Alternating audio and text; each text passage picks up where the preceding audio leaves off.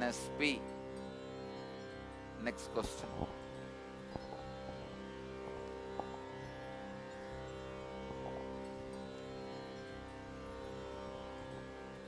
How do we know if someone is enlightened upon death and therefore should be buried and not cremated, as Kalabhairava stated on Akashic readings?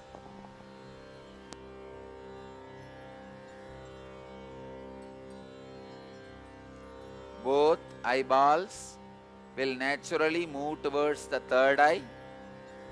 If the both eyeballs have moved towards the third eye and they are centered towards the third eye, is enlightened being, and face does not carry any visible stress, again is an enlightened being.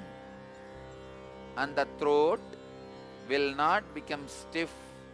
If you put your finger on the throat, you can feel still it is alive, he is living. An enlightened being's throat does not become stiff, frozen, cold, or like wood even after he leaves the body.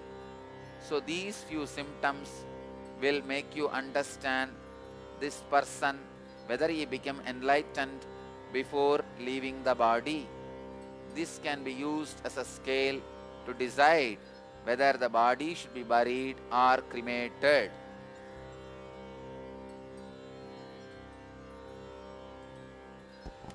The next question is from Shrikant Gopi. Dear Kalabhairava, how can we grow younger each year? How can we achieve eternity physically and merge with light while in physical body? I'll give you the signs used by Tirungnana Sambandar and the great saint like Vallalar and Sant Jnaneshwar.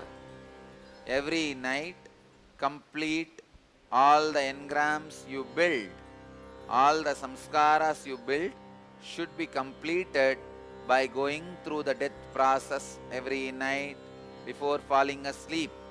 Every night, if you go through the death process and complete and fall asleep, there will not be any remaining engrams, samskaras, which is responsible for getting old. The time will not act on you. The bridge through which time acts on you, time enters into your consciousness, is samskaras. Engrams is the bridge through which time enters you. If you break the bridge, time will not be able to enter in your inner space. You will be free from time. The person who is free from time grows younger, younger, younger due to his experience to live untouched by time and samskaras. This is the only and best way to grow younger and disappear into the pure light consciousness, the cosmic soul, without leaving the remains of the physical body.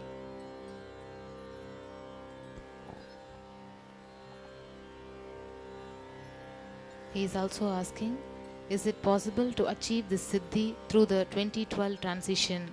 I would like to transcend death and live for another 200 years. Please advise. It is possible through this technique. You don't even need to worry about this 2012.